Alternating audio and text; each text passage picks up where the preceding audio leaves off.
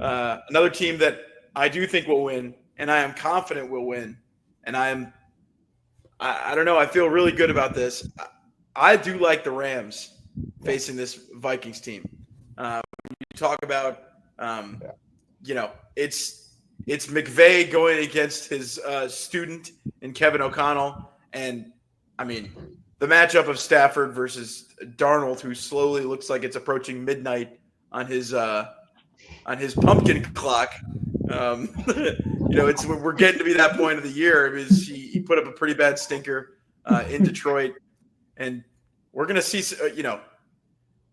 see him in his most. This is the most important game of Sam Darnold's career, and when he's had a lot of pressure on him, when he's had no pressure, when he's had less pressure on him, we've seen him perform well. When the pressure is turned up on him, he's won some divisional games. I don't know this. We've seen this matchup earlier in the year. For real. No, and McVay and Stafford as a tandem come January. It's going to be hard for me to bet against them. This defense for LA, it's a young ascending defense. I really like what I've seen from guys like Jared Verse, Braden Fisk, just being able to impose their will on other teams. Obviously, we've seen that this Vikings offensive line missing Darisaw, that could be a huge factor. Cam Robinson has filled in admirably, Roll Tide, but I do think that it's going to be too much for the Vikings to handle. I got the Rams in this one. It's basically a pick 'em at this point. I think Minnesota is favored by 1 point, so essentially a pick 'em. But give me the Rams. Give me the experience of McVay and Stafford, Puka, Cooper Kupp. This is just when they come alive. This just feels like a great matchup for them as well. If you told them they're facing Sam Darnold at home at the beginning of the year, they probably would have signed up as quickly as possible.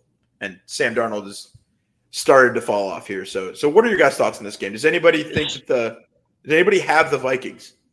So to start out, the NFL has said that there's not going to be a change in venue with the wildfires going on in California. Yeah. They said it's going to be played at SoFi for now. It's temporary. It could throw things into a tizzy if things do get changed.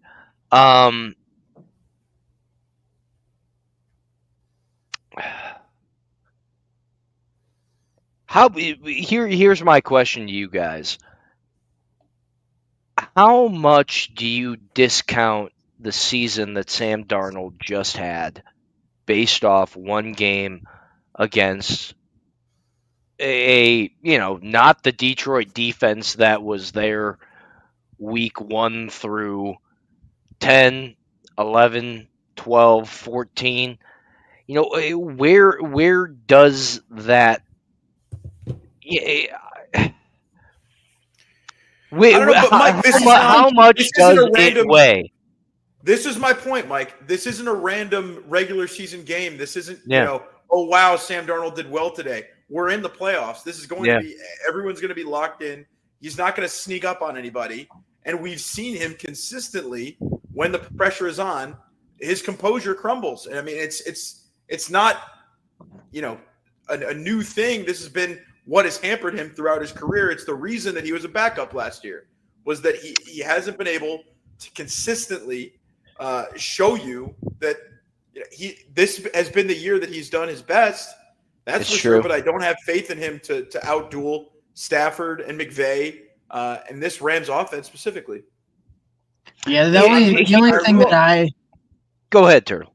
I was going to say separate of the quarterbacks, the one thing that concerns me about the Rams, and this isn't me picking Minnesota, I personally can't get myself to pick either side in this game, but Minnesota's defense is really, really good against the run, very stout. I will be taking Kyren Williams under. I don't know if his prop line is completely set out and out there yet, but I'm leaning towards going with his under. But you mentioned it, Pat. Really, what it comes down to, when you're looking at the Rams, is Stafford and McVay, and if you're going to go against a Brian Flores defense, McVay is going to figure that out. So them not being able to run the football honestly doesn't weight heavily for me. And look, Sam Darnold last week missed just an insane amount of opportunities. I mean, you talk about an offense that was, first and goal inside the 5, I think like 3 or 4 times, and they came away with about 6 points. I mean, that's just pitiful. Will he bounce back? I don't know if he's got the mental aptitude for that. We haven't really seen him do that. I guess if you want to count this season as a comeback, then sure. But on a game-to-game basis, he might be feeling a little bit rattled. His confidence might be a little bit shaken.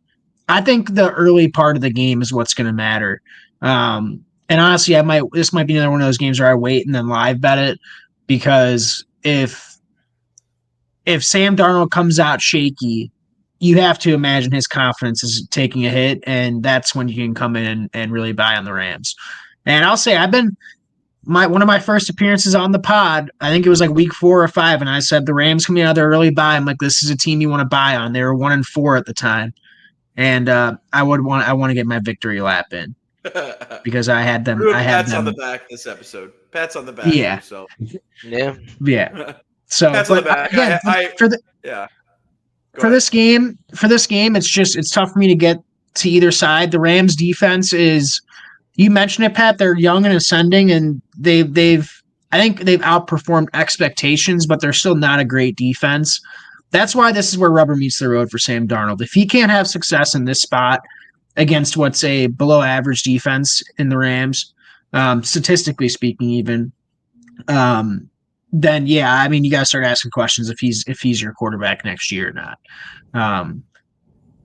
But again, it's hard. Like if there was anybody else, like if this was prime Kirko for Minnesota, I would say the Vikings are prime for a good day today or this week.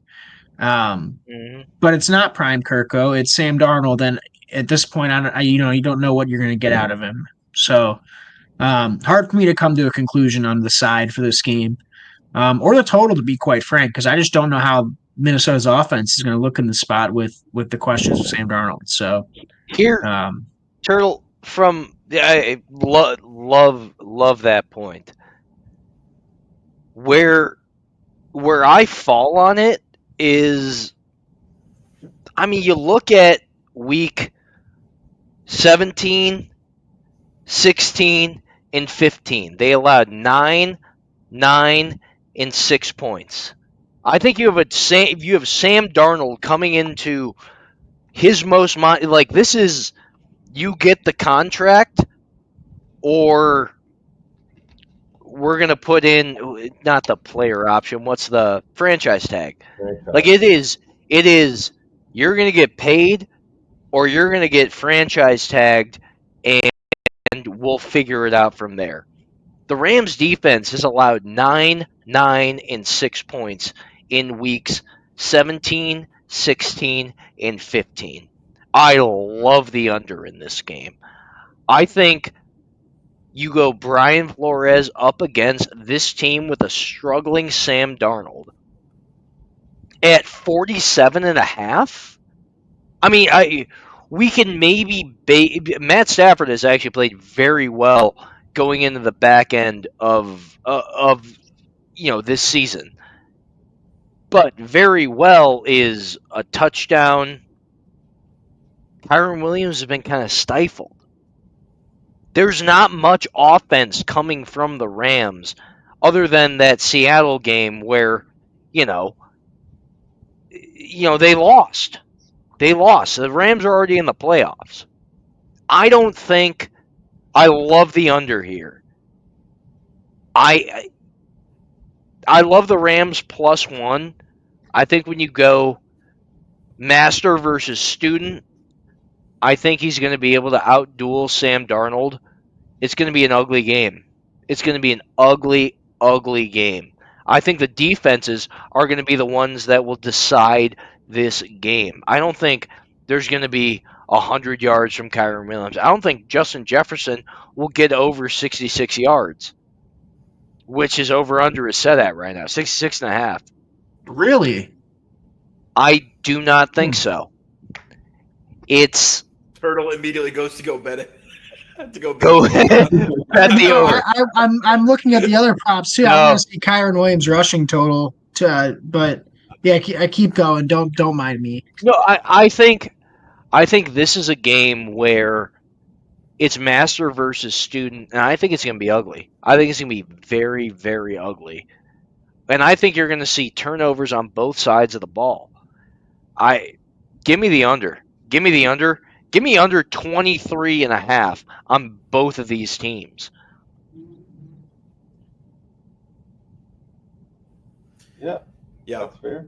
I mean, I think you also just have to consider that this is one where I think you do have to consider the fact that this game happened earlier this year, right? We saw Vikings versus Rams. We saw Flores throw, his recipe to screw up Sam Darnold and disrupts, or just that's like the third time we've mistaken him for each other. That the third time that we've mistaken him. But he had the recipe to disrupt Stafford, and Stafford had the answers for it. And Stafford knew what to do.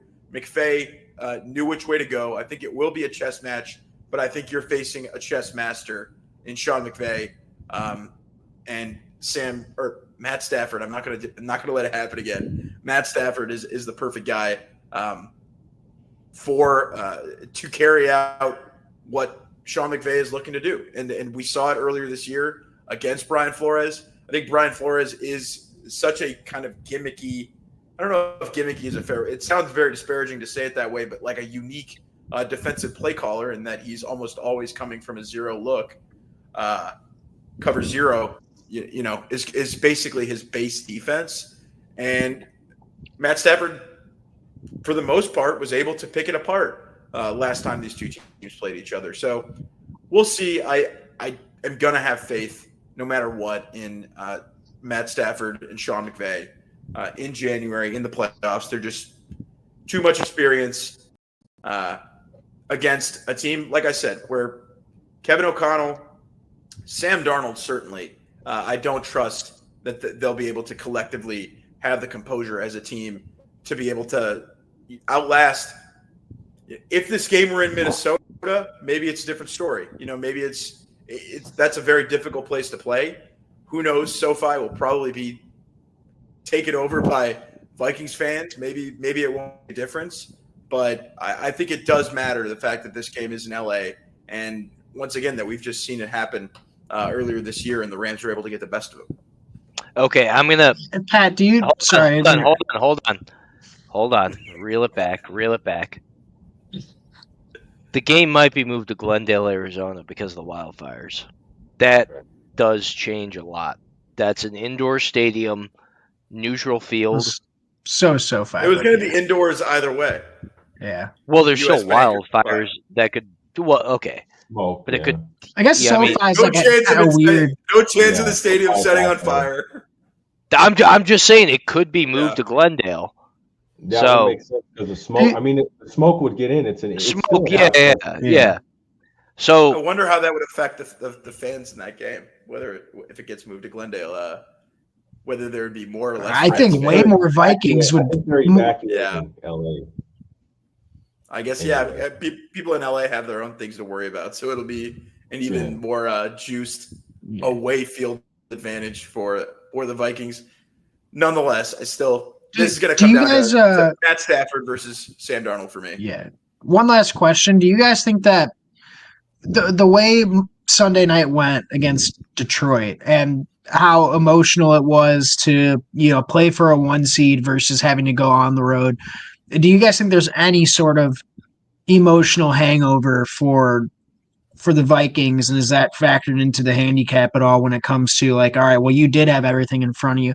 I don't want to say it's a dream crusher because it's not, obviously you're still in the playoffs, but in some sort of ways it is a dream crusher to either be set up to play every playoff game in Minnesota versus having to go on the road for, I would assume, probably the rest of the playoffs.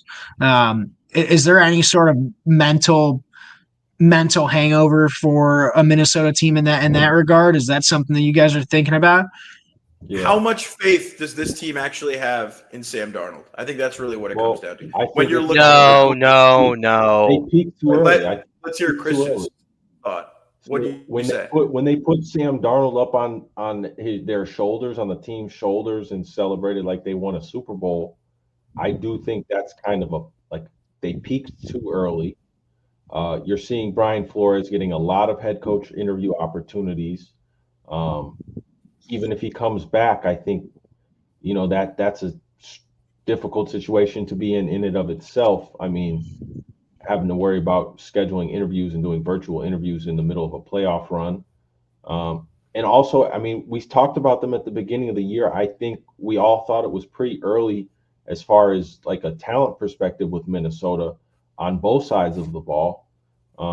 When JJ McCarthy got hurt, I mean, we really didn't expect much from them. And then, I mean, one of their draft picks passed away before the season began. So you do have to give them their flowers, but they've dealt with a lot of adversity throughout the season. Sam Darnold has been facing criticism all year. There's definitely, I think, a hangover. I don't know if that's the perfect way to describe it, but it's definitely there's got to be a lot of stuff that they've dealt with this year. If other than San Francisco, maybe, I think Minnesota has dealt with the most adversity this year. Kyrie Jackson literally passed away. I mean, so everything they deserve their flowers. So you got to give them all the credit in the world. Absolutely. I like the Rams for sure, but you got to give them credit for what they all felt with. When you look back to Week 8, it was 227 yards and a touchdown between Puka and Kyron Williams. They beat them 30-20. But when you look back at the last game, there was no answer at all to Jahmyr Gibbs. There was no answer at all. And I think that's become kind of where we're sitting with the Vikings. If Sam Darnold isn't going to produce, and that's the thing, it will all come down to the offensive production. Are Addison, Hawkinson, and Jefferson going to be able to, is Sam Darnold going to be able to put the ball in their hands, and is Aaron Jones going to be able to make a difference? I think Puka Nacua, Kyron Williams, and Cooper Kupp in a playoff game with Sean McVay versus Kevin O'Connell, who is tutelage, and that's nothing to take away from the Vikings. But you've got a quarterback who's been there. Sam Darnold hasn't been there. And he's got the questions coming into this game. There is so much riding on the dude's shoulders. I think it's like he has a contract of maybe they give him the max. Maybe they give him $150 million. He has a lot riding on this game. Matt Stafford's been there. Give me Matt Stafford, a guy who has led his team to the Super Bowl with now 2 weapons that he peppers with targets. Again, and here is it's Brian Flores, which will be the X factor in this game of what pressure are they going to be able to get? Is Matt Stafford going to be forced out of the pocket? Because we know he can't throw out of the pocket. But if they can protect him for 2.5, 3 seconds, boom. That's Matt Stafford, dude. And I just don't see. As great, and this is nothing taking away from the Vikings, is Sam Darnold. When you look at it on paper, is he going to step up to the challenge with Matt Stafford, who's been there, who has played in the NFC North and knows how? Even before Brian Flores, he knew what the Vikings defense was. He knows he's going to get fucking hit in the mouth. It's heavy man. It's going to be heavy man-to-man coverage Do you think Puka Nacua, Cooper Kupp, Tyler Higbee are going to be able to hit short slant routes, go upfield over a blitz where you're bringing everybody and you open up the middle of the field? Give me Matt Stafford with just decision making. Give me the better quarterback in this game. I'm with you, Mike. Well said. Well, I think Mike put an exclamation point on that with our thoughts. No, Turtle, say what you had to say. This isn't the Bucks Commanders game. I mean, I more so or less agree with you here. I'm just, I don't know. Christian mentioned it with the Vikings. So one last point. Christian mentioned with the Vikings how much adversity they've been through. Maybe they could bounce back here. They've dealt with adversity all year. They might just see it as another stepping stone. They might. I think that on paper they're the better team, but it's quarterback and coach is usually always the default of these scenarios. And the quarterback I'd rather have Stafford. I'm with you there. That's it. Yes. Yeah.